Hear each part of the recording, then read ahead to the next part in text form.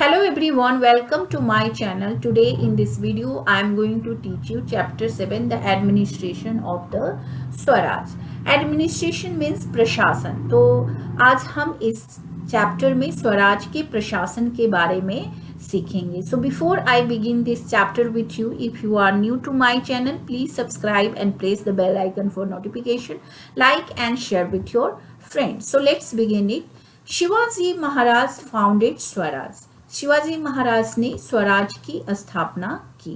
The Swaraj expanded comprising large areas of Nashik, Pune, Satara, Sangli, Kolhapur, Sindhudurg, Ratnagiri, Raigad and Thane district of Maharashtra. Swaraj Maharashtra के Nashik, Pune, Satara, Sangli, Kolhapur, Sindhudurg, Ratnagiri, Raigad and Thane district में फैला हुआ था. It also included parts of Andhra Pradesh and Tamil Nadu states. इसमें तमिलनाडु एंड आंध्र प्रदेश के कुछ पार्ट्स भी मिले हुए थे. To ensure the smooth management of the affairs of the Swaraj and to ensure people's welfare, Shivaji Maharaj set up an efficient administration. Swaraj का administration अच्छे से चले, स्मूथली चले, स्वराज में लोगों का कल्याण हो, इसके लिए शिवाजी महाराज ने एक एफिशिएंट एडमिनिस्ट्रेशन की स्थापना की. We shall get some information about it in this chapter. इस चैप्टर में हम लोग इसी के बारे में कुछ इंफॉर्मेशन प्राप्त करेंगे. Ashtapradhan Mandal means council of 8 ministers. Let's learn about them. At the time of his coronation, Shivaji Maharaj appointed a council of 8 ministers. Coronation means राज्याभिषेक. तो ये कह रहा है कि at the time of his coronation, अपने राज्याभिषेक के अवसर पर शिवाजी महाराज ने अष्टप्रधान मंडल की स्थापना की. The Administration was divided into 8 departments. Administration कितने डिपार्टमेंट्स में बटा हुआ था? 8 डिपार्टमेंट्स में डिवाइडेड था. These 8 heads of department constituted the अष्टप्रधान मंडल. ये 8 विभाग के 8 प्रमुख अष्टप्रधान मंडल बने. A head was appointed for each department. Each department के लिए एक हेड नियुक्त किया गया था. Here you can see the chart and picture of Ashtapradhan Mandal of Shivaji Maharaj. In this column you can see name of the minister. Here you can see designation and work related them.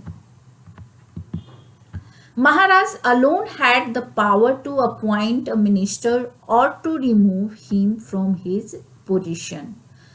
अष्टप्रधान मंडल के प्रमुख को अपॉइंट करने और उनके पोजीशन से हटाने का power Shivaji Maharaj को ही था. उन्हें ही ये अधिकार था.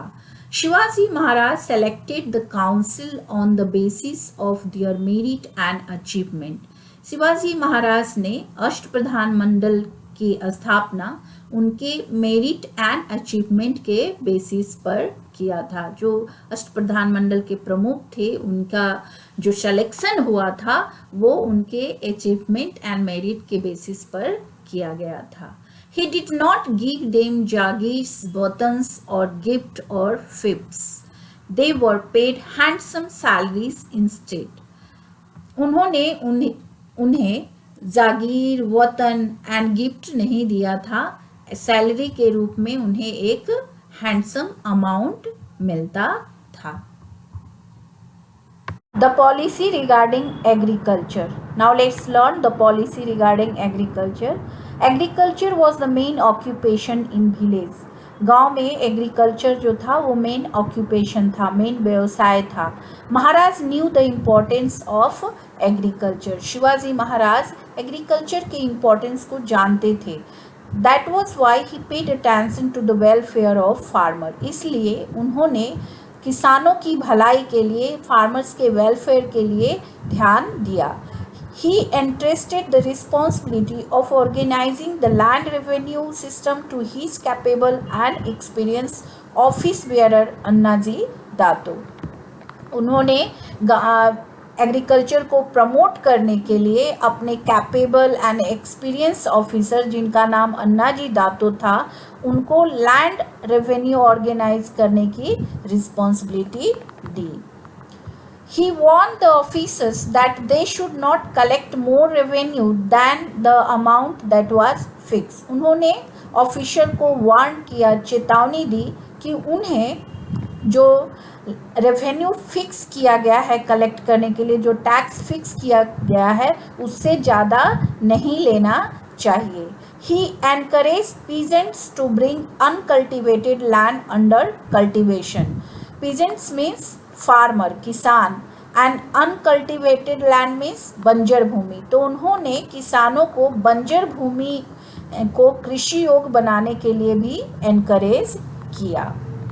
If the crop was lost due to excessive rains और ड्राउट, और if an enemy army had devastated the area of the village, remissions were granted in the land revenue and other taxes. ये कह रहा है कि excessive rains की वजह से, मीन्स बहुत भारी वर्षा की वजह से या सूखे की वजह से, ड्राउट की वजह से अगर फसल नष्ट हो जाता था अथवा शत्रु सेना के आक्रमण की वजह से विलेज का ध्वस्त हो जाता था या उसको शत्रु सेना विलेज को बर्बाद कर देती थी, तो ऐसे केस में लैंड रेवेन्यू और अदर जो टैक्सेस थे उस पर छूट दिया गया था। Maharaj had instructed his officers to provide peasants with bullocks, plough and good seeds for sowing. Maharaj ने, शिवाजी महाराज ने अपने ऑफिसर्स को इंस्ट्रक्शन दिया था कि वैसी स्थिति में जो किसान हैं उनको बैलगाड़ी, सीड्स, ये सब प्रोवाइड किया जाए। Next we have village economy of that period. यहाँ पर हम लोग क्या पढ़ेंगे, गांव की अर्थव्यवस्था के बारे में। उस समय गांव की अर्थव्यवस्था कैसी थी, विलेज इकोनॉमी कैसी थी, इसके बारे में लर्न करेंगे। Agriculture was the backbone of the rural economy. Agriculture जो था, कृषि, वो गांव की अर्थव्यवस्था का बैकबोन था। In villages many occupation develop to supplement agriculture. गांव में एग्रीकल्चर बहुत सारे ऑक्यूपेशन, बहुत सारे व्यवसाय एग्रीकल्चर को सप्लीमेंट करने के लिए डेवलप हुए। आर्टिजन्स, आर्टिजन मीन्स कारीगर। Artisans in the village produce goods and fulfil the needs of the local people. जो गांव के कारीगर थे उन्होंने गुड्स का भी प्रोडक्शन किया एंड जो लोकल पीपल थे उनकी आवश्यकता को पूरा किया।